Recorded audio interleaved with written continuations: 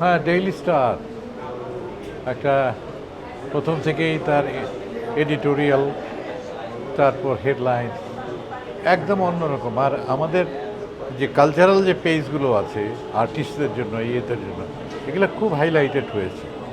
এবং আমার যতটা মনে পড়ে, এখন জানি না ওটা কন্টিনিউ করছে কিনা, যে উইকলি কিছু ছোট ছোট ম্যাগাজিনও বেরোতো, একদম আলাদা ম্যাগাজিন, এবং সেখানে আমাদের নাটকের সংবাদ, সিনেমার সংবাদ এবং আমাদের ব্যক্তিগত সংবাদ এগুলো প্রকাশ পেত।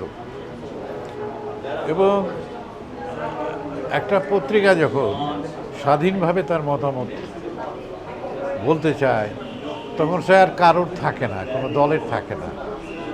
এবং এটা যেটা হয়েছে যে সাম্প্রতিককালে যে যেভাবে আক্রমণ হলো প্রথম আলো এবং তারপরে ডেইলি স্টার, এতেই মনে হয় যে ডেইলি স্টারের একটা মৌলবাদ বিরোধী ভূমিকা আছে। এই ভূমিকাটা রক্ষা করতে হবে, যে কোনো মূল্যে ভূমিকাটা রক্ষা করতে হবে, এবং এদেরকে প্রশ্রয় দেওয়া যাবেই না।